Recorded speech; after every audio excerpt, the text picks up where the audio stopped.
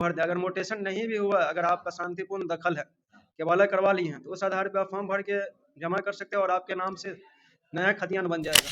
जमीन सर्वे का मामला जो पूरे बिहार में चल रहा है, जमीन सर्वे को लेकर जो ऑफिसर हैं उनसे बात करेंगे कि आखिर जमीन सर्वे लोग करें कैसे, और बहुत ज़्यादा लोग परेशान हैं, क्या क्या समस्याओं का सामना करना पड़ता है, लोग बहुत ज़्यादा परेशान हैं। और पूरे बिहार में जो जमीन सर्वे का काम चल रहा है और कितना लास्ट डेट है, कब तक चलेगा जमीन सर्वे, और लोग अभी तक पूरे कागजात को क्लियर नहीं किए हैं, बगैर क्लियर किए हुए कागजात को जमा कैसे करेंगे, फॉर्म कैसे भरेंगे, ये सारी जानकारी कानून गो से बातचीत करेंगे और जानेंगे कि आखिर कब तक लास्ट डेट है और कहाँ-कहाँ ज़मीन सर्वे हो रहा है और कहाँ-कहाँ होगा। धन्यवाद आपका। मैं अपने बारे में बता दूं, मेरा नाम महताब आलम है। मैं विशेष सर्वेक्षण कानूनगो बैसी अंचल में यहाँ प्रतिनियुक्त हूँ।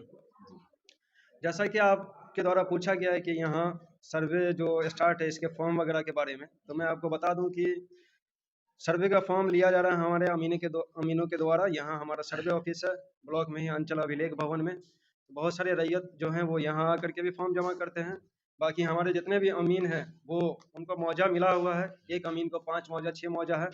वो अमीन डेली किसी न किसी मौजा में जाते हैं, वहाँ समय देते हैं, वहाँ भी रैयतों के द्वारा फॉर्म दिया जा रहा है। लेकिन अभी कुछ रैयतों के द्वारा कहा जा रहा है कि इसका टाइमिंग जो है वो 3 महीना बढ़ा दिया गया या 6 महीना बढ़ा है। ऐसा कुछ भी नहीं है। ये उन लोगों के लिए है जिनके पास बिल्कुल भी पेपर नहीं है, बिल्कुल भी कागज़ नहीं है। उनको सरकार की तरफ से कुछ समय दिया गया है कि आप लोग 3 महीने के अंदर में अपना सारा कागज़ दुरुस्त कर लें और 3 महीना के अंदर जमा कर दें। बाकी जिन लोगों के पास भी सारा कागज़ मौजूद है, वो लोग बिल्कुल फॉर्म जमा कर रहे हैं और सभी लोगों को जमा करनी चाहिए, क्योंकि जितना जितना जल्द से जल्द फॉर्म जमा हो जाएगा, उस पे उनका आगे का कार्य स्टार्ट हो जाएगा। जी सर, सवाल ये पैदा होता है कि बहुत सारी ज़मीन का कागज़ क्लियर नहीं है, जैसे म्यूटेशन नहीं है, केबाला बनने के बाद म्यूटेशन नहीं हुआ है, उसको लेकर के ज़मीन क्या ये है? सब भी क्लियर कहा गया। इस तरह का बहुत सारा इशू हमारे पास भी आ रहा है। तो अभी हम लोग जो है म्यूटेशन नहीं भी हुआ उसका भी स्वघोषणा ले रहे हैं रैयत के द्वारा, और रैयत को बोल रहे हैं कि आप लोगों के पास पेपर नहीं है, जो भी पेपर है आपके पास, या तो केबाला है वो, अगर खतियान है वो, म्यूटेशन हो चुका है तो रसीद, अगर आपके पूर्वजों की ज़मीन है, खतियानी ज़मीन है, तो उस केस में आप एक ये वंशावली बना लें।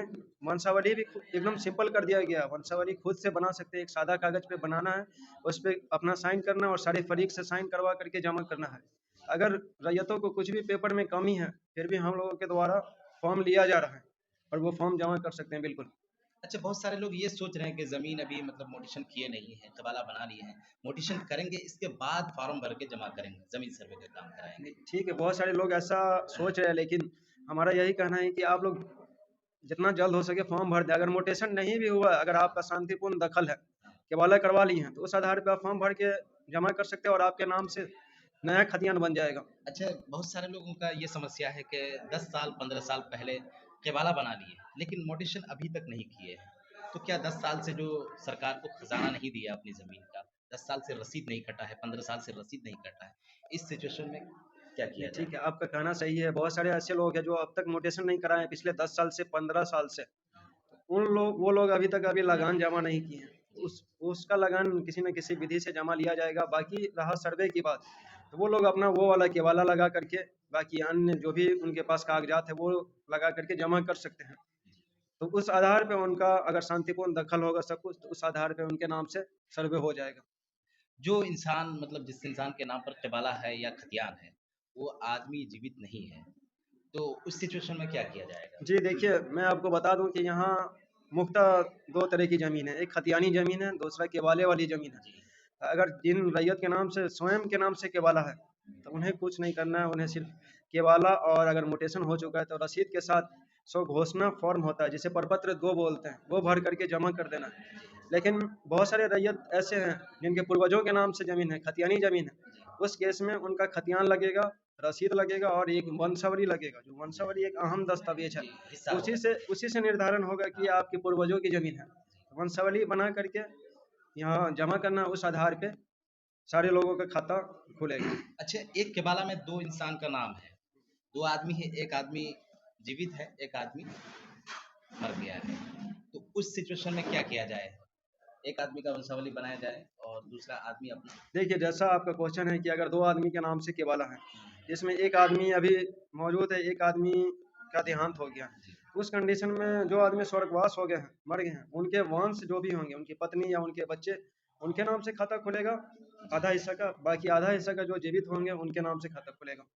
अब इसमें दो तरह के कंडीशन बनता है, जैसे कि बहुत सारे केवल ऐसा है जिसमें 2 आदमी 3 आदमी के नाम से है, वो अगर चाहेंगे तो संयुक्त खाता खुलवा सकते हैं, अगर चाहेंगे तो अलग अलग भी करवा सकते हैं।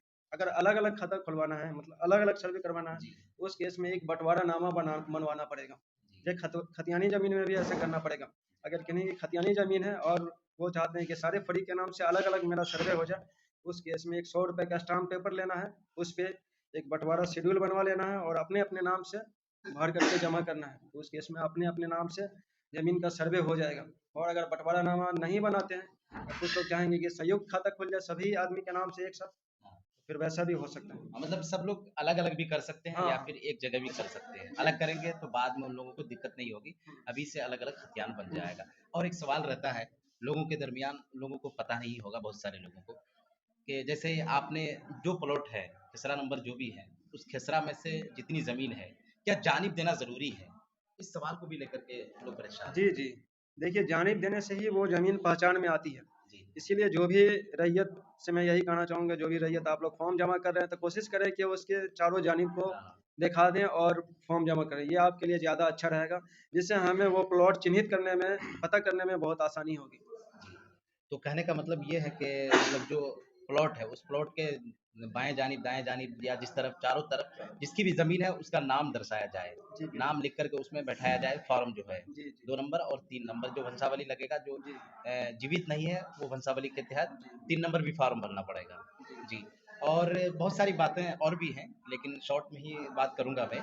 कहने का है कि जो समस्याएँ हैं, लास्ट डेट कब तक है मतलब फॉर्म जमा करने का? वो लास्ट डेट लोग सुनना चाह रहे हैं। और मैं बता दूं, जहां तक लास्ट डेट का सवाल है, तो ऐसा अभी सरकार की तरफ से कुछ भी अभी निर्धारण नहीं है, लेकिन मैं यही कहना चाहूँगा कि जितना जल्द से जल्द हो सके सभी रैयतों को वो अपना फॉर्म जमा कर दें, जिनसे उनका काम आगे बढ़ सके, काम स्टार्ट हो जाए।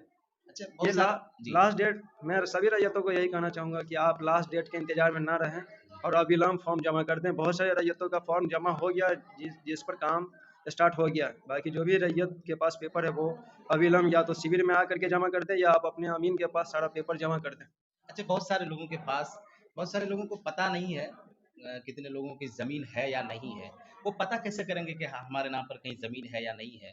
सिर्फ़ खाता खेसरा मालूम है। तो इस सिचुएशन में क्या किया जाएगा? ये तो अभी सरकार की तरफ से बहुत सारी सहूलत कर दी गई है, जैसे आप ऑनलाइन माध्यम से भी सारा डिटेल्स देख सकते हैं। ये हमारा सर्वे है भूमि जानकारी वेबसाइट पे जाके वहाँ भू अभिलेख है, जहाँ सारे पूरे बिहार का सारे जिला का जमीन जो भी है जी, वो स्कैन लिस्ट करके में खतियान वो उस पर डाल दिया गया है। तो वहाँ आप साइट पर जा करके भी सारे रैयत अपनी ज़मीन का सारा डिटेल्स चेक कर सकते हैं। या फिर नक्शा के द्वारा भी आप बिल्कुल मतलब बिल्कुल, इसका या फिर खेसरा नंबर निकाल करके भी नक्शा के आप द्वारा उसको भी चेक टाइप कर कर सकते सकते हैं। तो देख सकते हैं ये है ज़मीन से जो सर्वे ज़मीन हो रही है, पूरे बिहार में ज़मीन सर्वे किया जा रहा है। ज़मीन से संबंधित जो भी सवालात हैं, जो भी अगर आपको डाउट है, ज़मीन को लेकर आप अगर परेशान हैं, जहाँ कहीं भी हैं, आपकी अगर ज़मीन है, और एक सवाल है सर, जो बाहर में रहने वाले लोग हैं, मज़दूर क्लास के लोग हैं, हमेशा बाहर रहते हैं, हैं। उसकी 2-4 डिसमिल 10 डिसमिल ज़मीन है, इस सिचुएशन में वो घर आकर के करेंगे कैसे, नहीं, क्या ये करेंगे? आपका बहुत अच्छा क्वेश्चन है। इसके लिए सरकार ने एक बहुत अच्छा पहल किया है। अब सर्वे फॉर्म आप या तो शिविर में आके भी जमा कर सकते हैं, लेकिन बहुत सारे रैयत जो बाहर रहते हैं, दिल्ली, मुंबई या कुछ देश से भी बाहर रहते हैं, उसके लिए ये है ऑनलाइन माध्यम से भी आप सर्वे का फॉर्म जमा कर सकते हैं। उसमें कुछ नहीं करना है, अपना केवाला रसीद वगैरह का एक पीडीएफ फॉर्मेट बना लेना है और हमारा साइट है डीएलआरएस, उस पे जा करके आप ऑनलाइन अपने ज़मीन का आवेदन कर सकते हैं, स्वघोषणा जमा कर सकते हैं और उस माध्यम से आपका सर्वे हो जाएगा। उसमें उनको आने की कोई आवश्यकता नहीं है। जी।